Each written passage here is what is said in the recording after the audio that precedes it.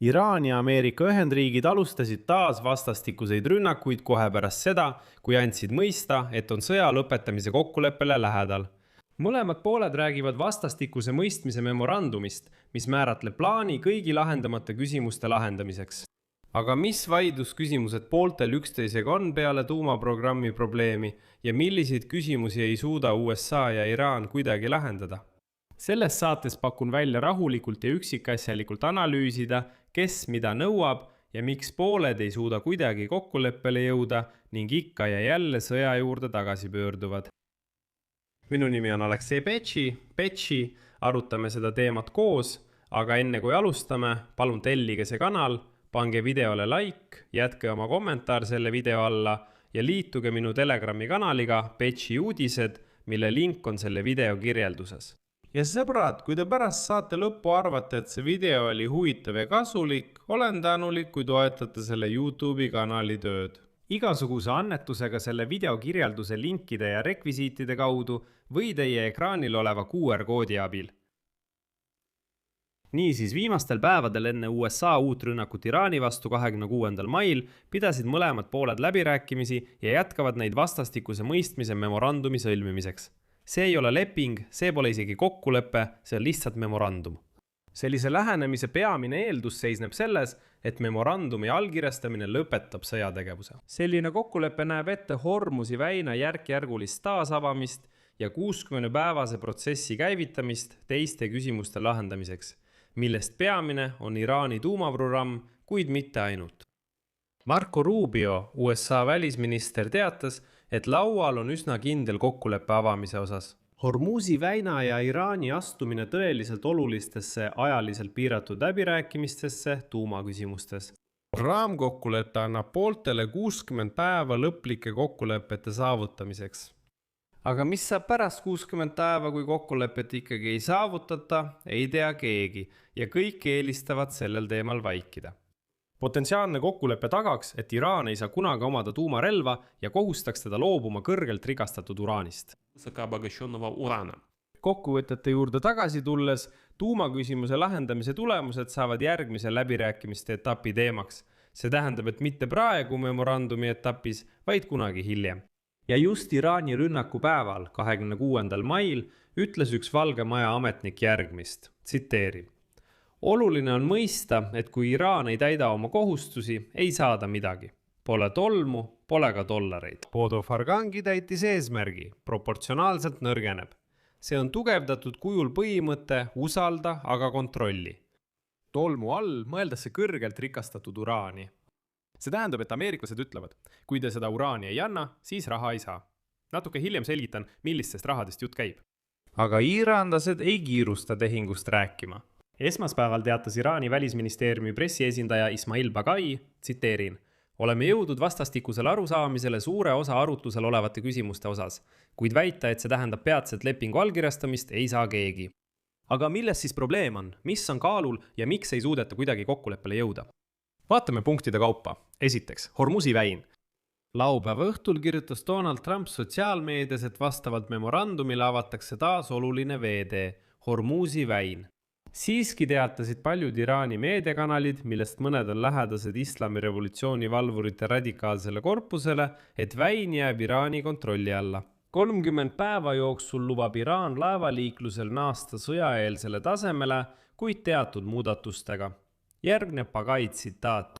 Väin on sisuliselt juba avatud, kuid ohutu transiidi tagamiseks tuleb kõik tegevused kooskõlastada vastavate Iraani ametiasutustega. Iraan nõuab oma sadamate Ameerika blokaadi samaaegset tühistamist vastutasuks Hormuzi väina avamise eest. Aga Trump ütleb, et ei. Järgneb tsitaat. Blokaad jääb jõusse seni, kuni lepingud pole saavutatud, kinnitatud ja allkirjastatud, kuid ilmselt pidas ta silmas lõplikku lepingut, mitte memorandumit. Ja iraanlased ütlevad ei, teeme vastupidises järjekorras. Teiseks, Iraani uraanivarud ja selle rikastamine.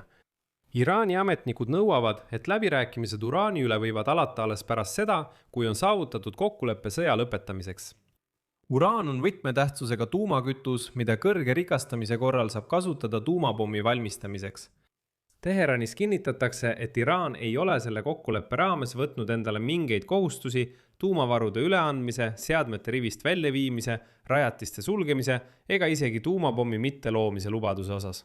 Üldse mitte mingeid kohustusi.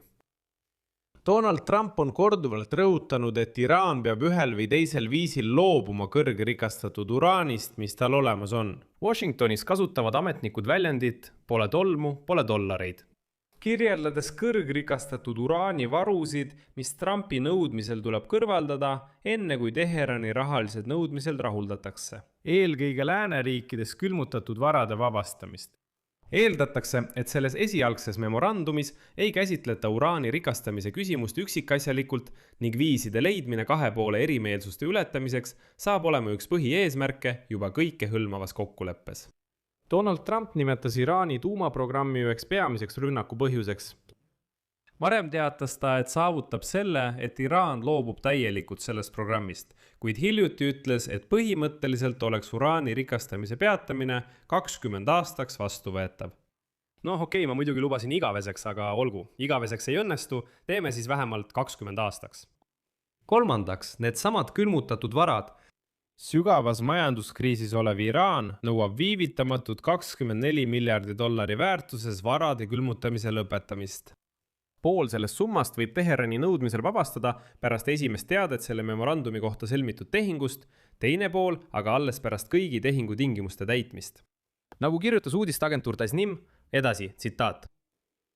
Ilma konkreetse osa blokeeritud Iraani varade vabastamiseta juba esimeses etapis, samuti ilma selge mehhanismita, mis tagaks kõigi blokeeritud varade pideva ja garanteeritud vabastamise, kokkulepet ei tule. Samas teatas kõrgetasemeline Ameerika ametnik, et Iraani varade vabastamine toimub alles pärast Hormuzi väina avamist. USA ei ole andnud mingeid garantiisid selle kohta, kuidas need varad, mis, tuletan meelde, ei asu mitte ainult Ameerikas ja pigem isegi mitte Ameerikas, vaid teistes välispankades Iraanile tagastatakse. See on sama asi, kui Trump lubas Putinile, et ta ühendab Venemaa uuesti SWIFT-süsteemiga. Ja ma ütlesin, et see pole võimalik. Trumpil ei ole selliseid volitusi, sest SWIFT-süsteem asub Euroopas, Euroopa Liidus, see on nende jurisdiktsioon. Ja siin ütled Trump, et võib-olla me vabastame need varad, aga kuidas te neid vabastate? Oletame, et mingi osa rahast on külmutatud, ütleme, Saksamaal. Ja linnapea ütleb, et meie ei anna neid tagasi ja mida Trump siis teeb? Just nii. Neljandaks, sanktsioonid. Iraani välisministeeriumi esindaja Bagai ütles, et, tsitaat, nii lühikese aja jooksul sanktsioonide tühistamise küsimust arutusele ei võeta, hoolimata sellest, et Iraani nõue kõik sanktsioonid tühistada on tekstis selgelt kirjas.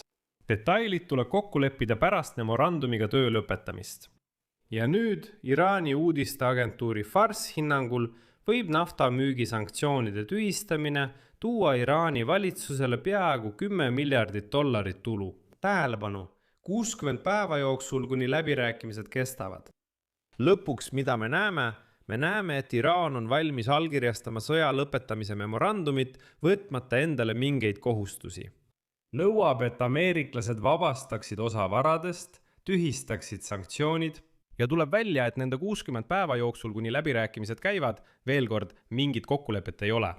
Nad võivad saada vähemalt $22 miljardit, sõltumata nende läbirääkimiste lõpptulemusest ja lõplikest tulemustest. 5. Iraani ballistilised raketid. Konflikti käigus väitsid Ameerika ametnikud, et Iraani pikema tegevusraadiusega ballistilised raketid tuleb hävitada. Trump ütles, et Iraani tavapäraste ballistiliste rakettide arendusprogramm areneb kiiresti ja jõuliselt, kuid viimasel ajal, nagu te märkasite, räägitakse sellest üha vähem ja vähem. Mõnikord ei räägita üldse sellest, et raketiarsääli küsimus võiks saada osa laiematest läbirääkimistest. Kuigi Iisrael ja Pärsia lahe Araabia riigid peavad seda pakiliseks ohuks. Ja tundub, et Iraan säilitab siiski oma raketid. Liibanon ja Hezbollah. Siin pole üldse selge, kas ja kuidas käsitletakse mõneski memorandumis vinduvat konflikti Iisraeli ja Iraani toetatud Hezbollah vahel Liibanonis. Pühapäeval teatasid TASS ja Tasnim, et memorandumis on kirjas sõjategevuse lõpetamine kõigil rinnetel, sealhulgas Liibanonis, kuid siiski. Teisipäeval, pärast seda, kui USA taastas rünnakud Iraani vastu, ründas Iisraeli armee samuti enam kui 100 Hezbollah sihtmärki Liibanonis, andes mõista, et nad on valmis sõda laiendama. Iisraeli peaminister Benjamin Netanyahu karmistas samuti oma retoorikat, hoiatades esmaspäeval, et sõjavägi suurendab rünnakuid ja tugevdab oma kampaaniat Liibanonis. Aga ma märgin, et selle kuu alguses leppisid Iisraeli ja Liibanoni delegatsioonid kokku, et pikendavad 45 päeva võrra habrast vaherahu, milles Hezbollah osaline ei ole. Ja selle Ameerika Ühendriikide juhtimisel sõlmitud kokkuleppe tingimuste kohaselt on Iisraelil lubatud läbi viia kaitseoperatsioone, mida Iisrael ka teeb.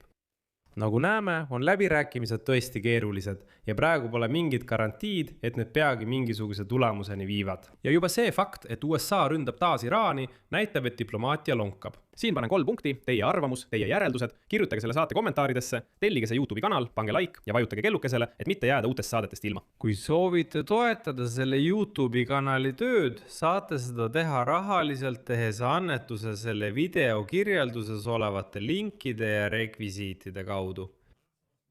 Ja vaadake kindlasti ka kirjeldust, mul on seal teie jaoks väike üllatus, eriti neile, kes tahavad õppida võõrkeeli. Sellega on kõik, hoolitsege enda eest, kõike head.